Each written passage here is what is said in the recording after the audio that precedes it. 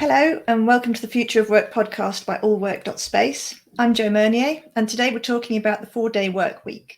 We're going to be exploring how it all works, why companies are experimenting with it and how it might impact the future of work. And who better to talk to than Charlotte Lockhart, the founder and managing director of 4-Day Week Global, a campaign that provides research and insights to help organisations make informed decisions about developing their own flexible work policies and ultimately to help more people benefit from a shorter but more productive working week. I'm really looking forward to digging into this. So welcome, Charlotte, and thank you for joining us today. My pleasure. Lovely to talk to you.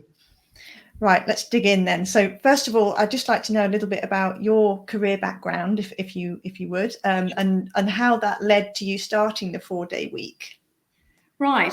So I have a career that sort of spans sort of legal and financial services through the early part of my working life, and then came to work at Perpetual Guardian, and we had Perpetual Trust, and then we bought Guardian Trust, and we came on the 4-day week run because Andrew Barnes, my partner, decided that he read an article in The Economist that said that productivity in the UK was less than 3 hours a day, and it was worse in Canada. If you've got any Canadian subscribers there.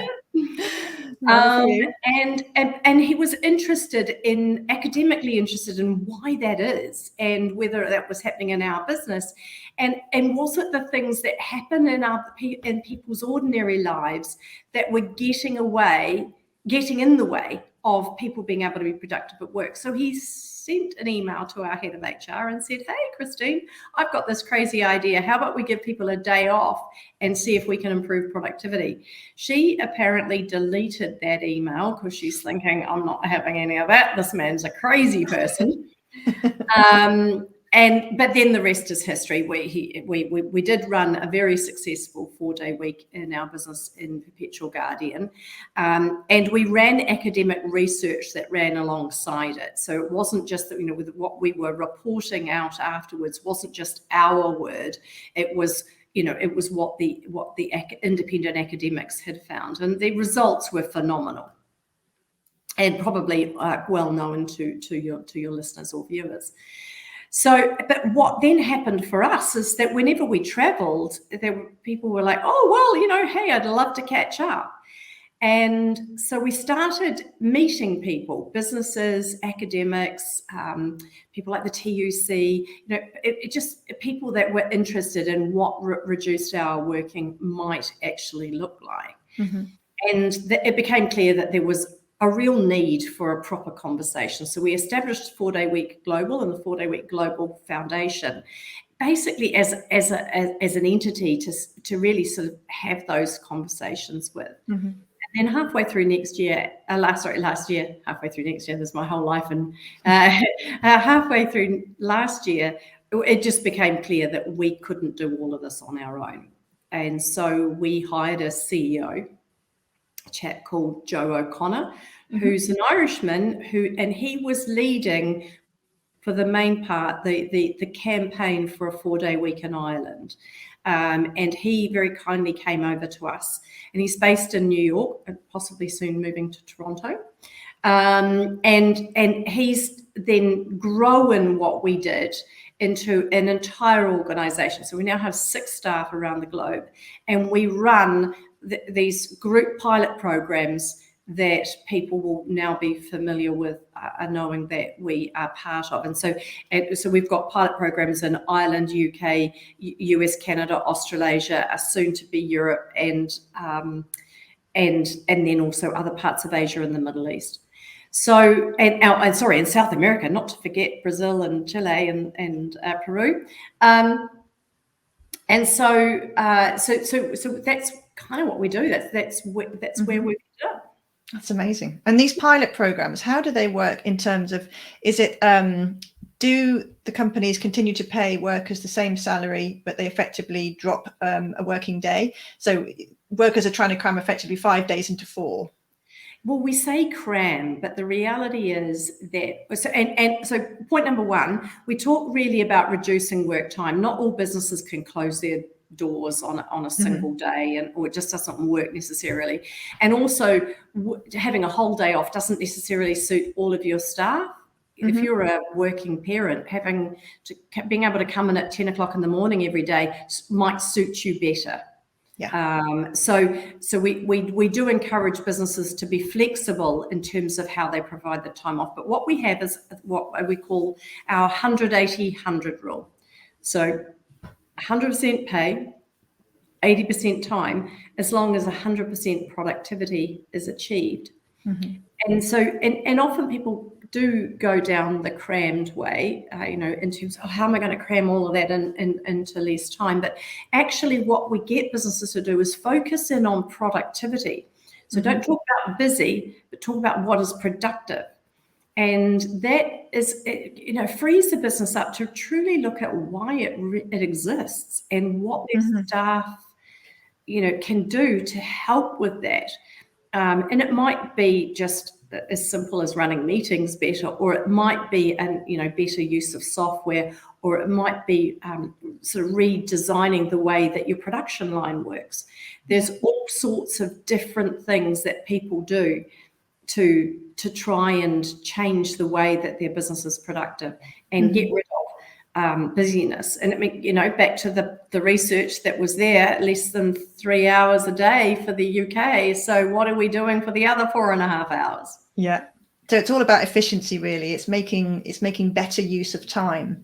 Yes. Yep. Yeah. But also being clear about why you're there. How are you using your time? Not just better use of time, but what are you using your time for? It's easy, and I'll use meetings as an example because it's something that most people have an issue with. But obviously there are more specific things for manufacturing or other types. But meetings are a classic. I mean, how many times have you been to a meeting where you didn't really feel like you needed to be there? And on your desk is that report that you still need to finish, but you go, okay, well, I'll go to this meeting and then I'll do the report tonight after the kids are gone to bed. Well, why? Your job was to get the report done.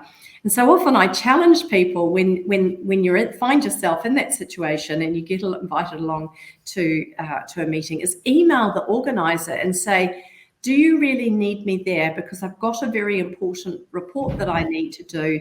So if you don't need me, I will do that. And then see how many meetings you get uninvited to. Right? That's amazing. Get there. And then it's also about making sure that you have an agenda. So one of our people here has a rule: no agenda, no attender. He won't go to a meeting that doesn't have an agenda. And then sticking to the agenda and starting on time and finishing on time. And so a lot of these are very simple time management things that we all know, but we don't tend to use with discipline in practice. So it's about that. I get a lot of managers who when they go through the program, they love going to work now because their people are really happy. But the other thing that they find is that because everyone's clear about why they're there, they can get their jobs done better. And so they come to their managers left often with questions or with need for soothing and oh, good, yes, you're doing a good job, and and they do better problem solving themselves, and so they go to their managers. So often managers and leaders within a business find that they've got a whole pile of extra time because their people are just getting on with doing their jobs rather than disrupting them. And I mean, what manager doesn't relate to that with people constantly knocking on their virtual door going, But it sounds to me that every business in the world could benefit from this approach, even if they don't choose to go with the 4-day week. This is it. Yeah, it's a business improvement strategy. Yes. Now, the reason why it works is because if you say to your staff, hey guys, let's I'd really like you to be more productive, and so I want to look at what you're doing, and maybe I'll get these time and motion consultants in, and we want to have a look at business, and I want to make the business more productive. All that your staff hear is you want me to do more with less, and layoffs are on the way. Yes. But if you say to your staff, look guys, if we can be more productive at work, I would like you guys to have more time at home. And then I'm so motivated to find those things in your business that help the business be more productive, because you're going to give me the thing that I can use the most, and I can use it for family time, looking after children or aged relatives. I can use it as being part of the community. I can use it for sport or health. I can use it for further education. I can use it as being part of civic duties. I mean, there's just so many other things. I can learn a new skill, a new language, upskill for my job, upskill for a different job, get a side hustle. But these are all things that I want to do that aren't necessarily around making you more money. They're about making me more full. And there are a number of markets around the world. I'm looking at you, the Americans, where there's this whole work ethic. There's that but we have this work ethic. We think that you should work hard. And I'm not saying you shouldn't work hard. I'm just saying divide what we traditionally call work, so that's it being employed by somebody else, as being work, and then work at being you. Yes, that's still work. It's just that it's not the sort of thing that's over here. And so it's about actually having a psychology around being a better person, but having time for it. There's this whole world out there that talks about self-improvement and being a better person and all that stuff. But the question is, when do you find time for it? When do you find time? And some organisations. So we have one large and multinational said to me, "Well, that's all very well in Charlotte. Fine, Charlotte, but I know on average my people work 53 hours. And I'm like, well, why wouldn't you use the 100-80-100 principle to get them down to 40 hours?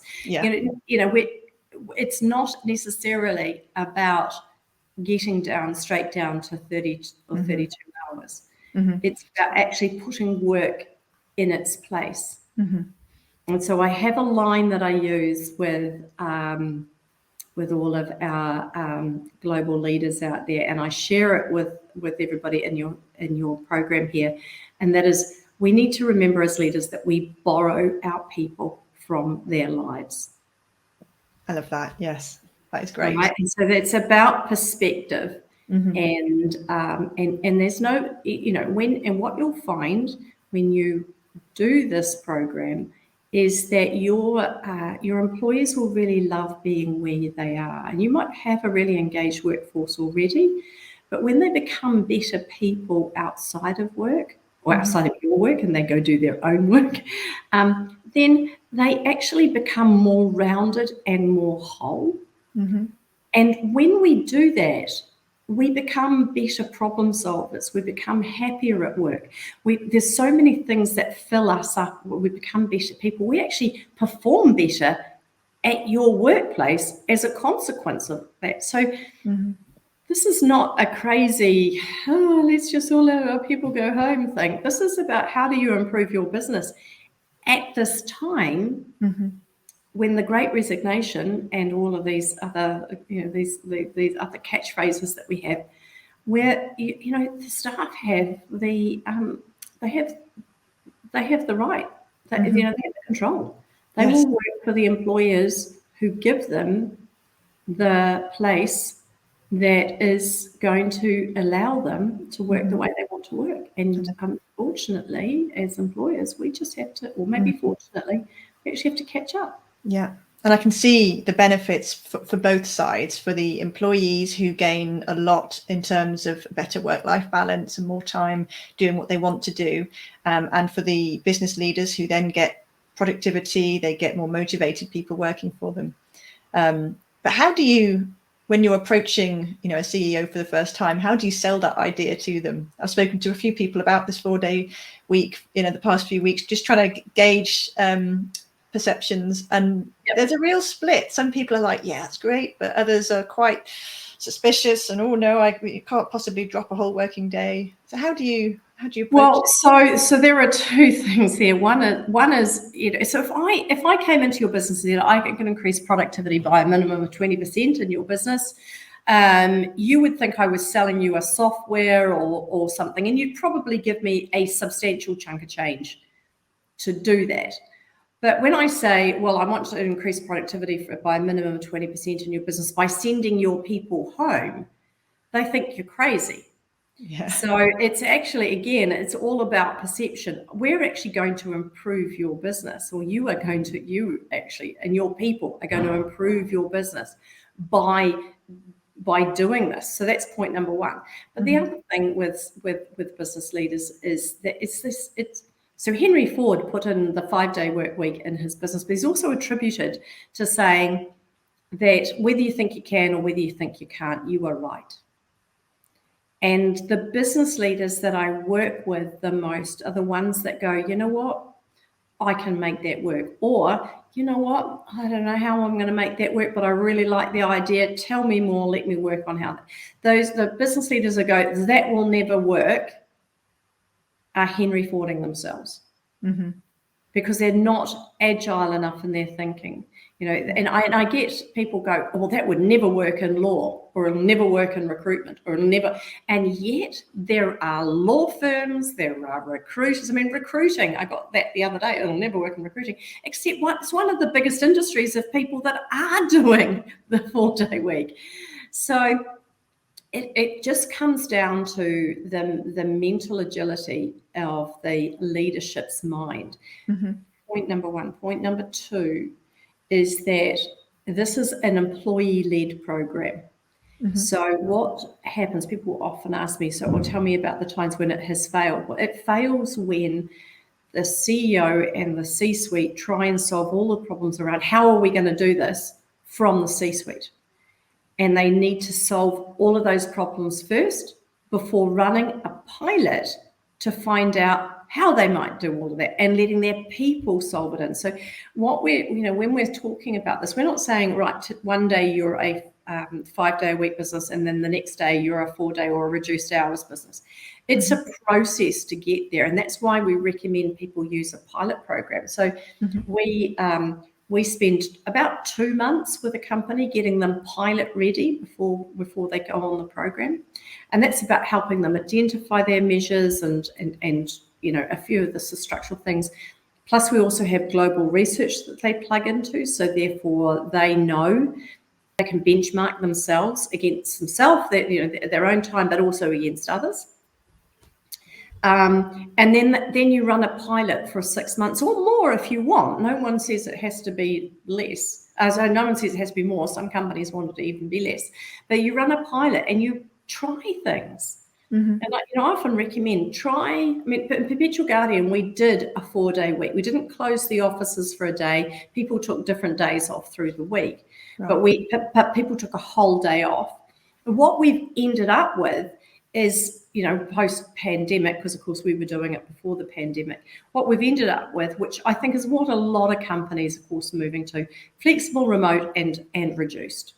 And it's about learning all of the fabulous things that we learned with the pandemic. And I love the fact that everyone, the government officials seem to think that sending the civil service back to the office is going to fix their productivity. Okay, I get the civil service productivity is probably not great with them working from home, but it wasn't good before the pandemic. I'm not entirely sure how it is that actually them coming back to the office changes anything.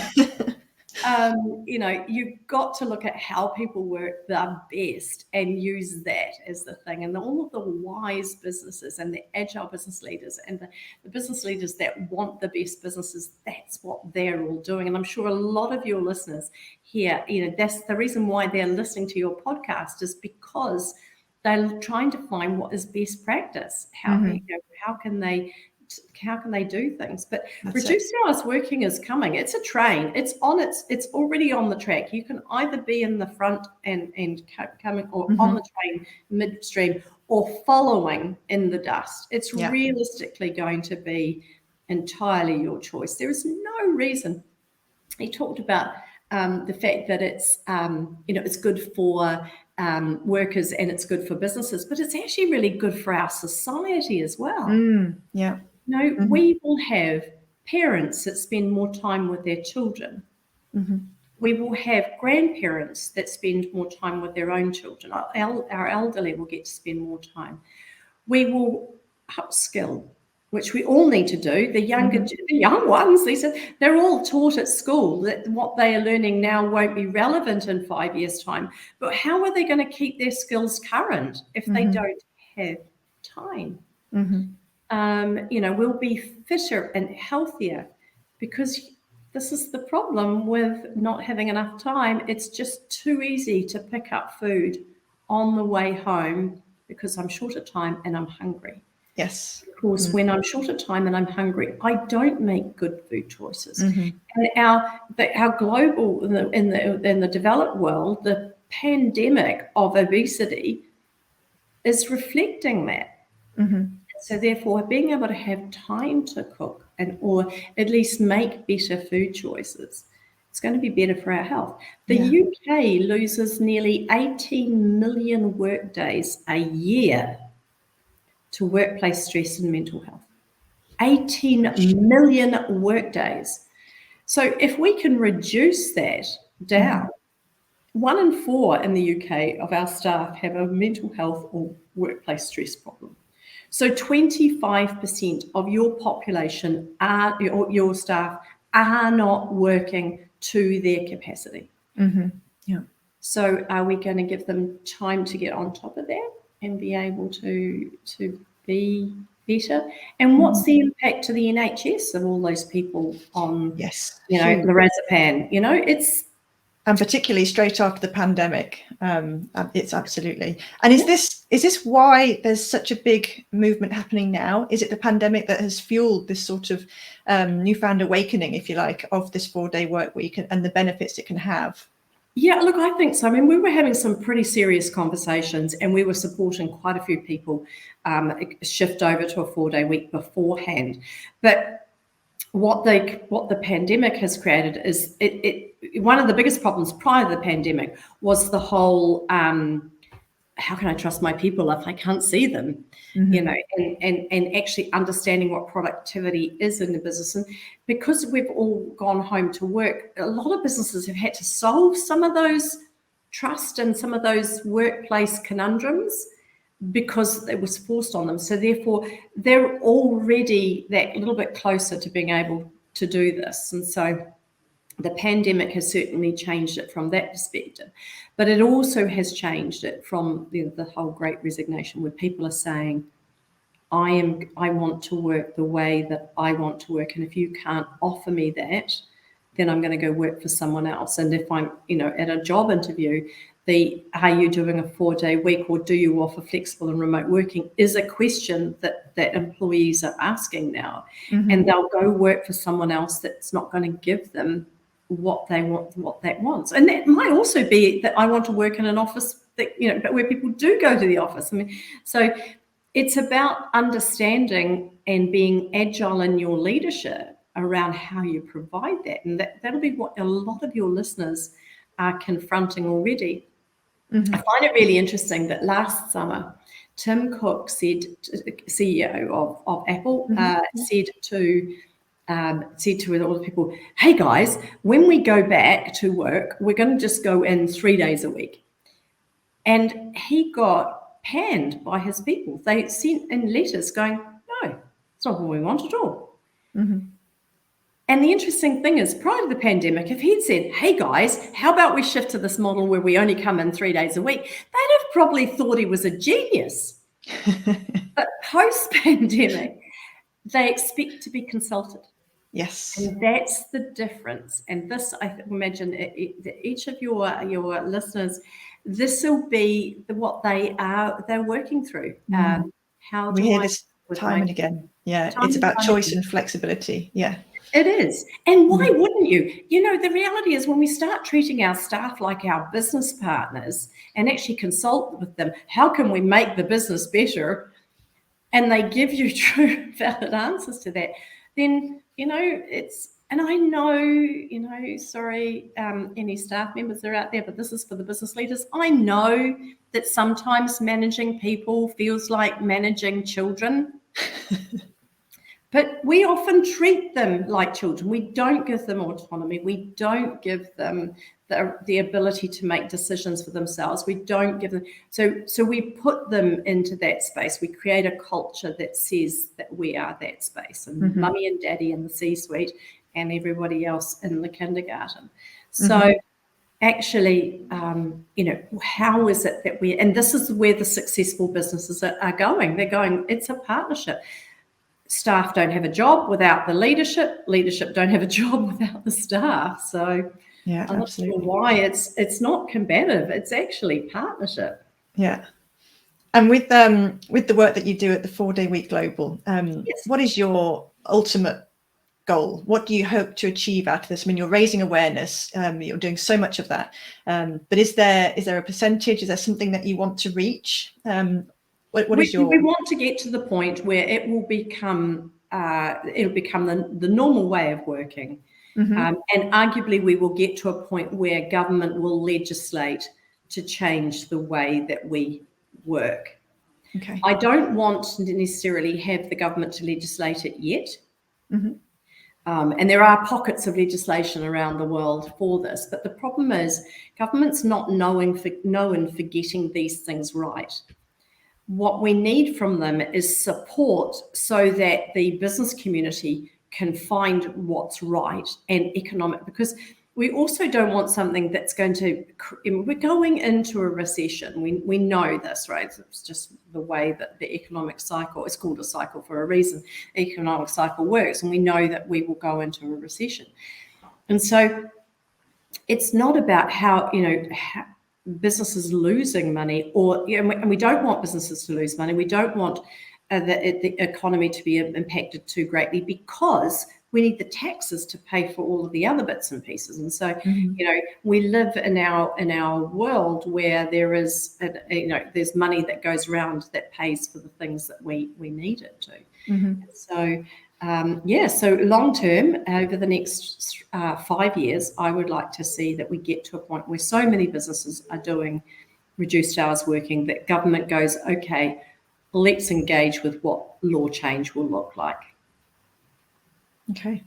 I mean, at the moment, there are little bits of law that they could fix. Each country has its own sort of things that which get in the way of flexible and remote working being easy. And there's some fixing that could be done as far as that sort of is concerned. There is a bit of a shift over to gig. We're pretty anti-gig in our world. We think that gig is a way that workers' rights just get completely disintermediated, and it takes people down to a 0-hour contract. That isn't healthy for society. And by reducing work time, we can do it a different way. And for companies that are interested in perhaps taking part in a pilot themselves, or for workers who might want to nominate their company to take part in a pilot, what should they do? What are the next steps? So we've got also on our website, which is 4dayweek.com, the number 4dayweek.com, that you can register for any of our pilots that we've got underway. And if we haven't got one in your region, then we have them coming up. So just register. Like we will do another UK one. We're doing Europe next year. So just register for any of them and say where you are. The other thing we have is we have a how to persuade your boss. Oh yes. So we run little webinars for people. So if you want to persuade your boss, then go in there, click in and register for a how to persuade your boss, and that will give you all of the tools and the language to use, and what are the things that you need to discuss with your boss first. Fantastic. Well, just before we finish, can you give us a few pointers on how to persuade your boss to consider a 4-day week? Well, so ultimately, your boss, don't forget, has to is responsible for the profitability and the money side of it. So you have to speak the language of money. You have to make it sure that they know that it's not going to affect productivity, because you can sort of say, well, it'll make us all happy. But and you might have a nice boss that matters to, but in the end, their shareholders require them to make money. So therefore, what you're saying is, if we do this program and we can increase the productivity and profitability of the business. Will you let us try it? Mm-hmm. And you don't actually have to sell a whole 4-day week or a whole reduced 30 week. You just have to sell the idea of running a pilot. Mm-hmm. It's a much lower barrier because then they can work it out. And, and we have, as I say, this global academic research, so they will have proper validated data to be able to present to the board at the end of it to be able to measure the success. Fantastic. And with the pilots that are currently happening now, I know there's one that's just started here in the UK. It's Yes. about a month into. Yes. When are you privy to some of the information on that? Are you able to find out the data and how it's going so far? Well, we once we get to we look at the data again once we get into 3 months. Yeah. And then obviously again at the end of the 6 months. But what's coming out of it is all of these usual stories around the fact that it's the best thing that people have ever done, that the staff are really happy, that they're finding all sorts of really quite clever things within their business that they hadn't anticipated they'd be able to do. And one of the other pieces of advice that we hear time and time again is, wow, it was easier than I thought. And that is, I think, the thing. It realistically, it is. There's a woman that runs a chain of restaurants in Spain, in Madrid, and she runs her businesses on a 4-day week. And that is the piece of advice that she says. Andrew Barnes mentioned it in a speech, and she goes, wow, that is just so the piece of advice. She said, I'm going to use that all the time. It is easier than you think. That is fantastic. And what a way to finish. We are just about at the end of our episode. I still have a ton of questions to ask you, so hopefully we got through as much as we could. But thank you so much, Charlotte, for coming on and talking to us today about the 4-day week. And so go to the website, and if any of our listeners want to contact you directly, should they contact you on LinkedIn or through the website? Yes, they can. Well, my email address is on the website, but they are also very, very welcome to contact me on LinkedIn. Fantastic. Well, that is great. Thank you so much, and safe travels back to New Zealand, and we hope to catch up with you again soon. Absolutely. Take care.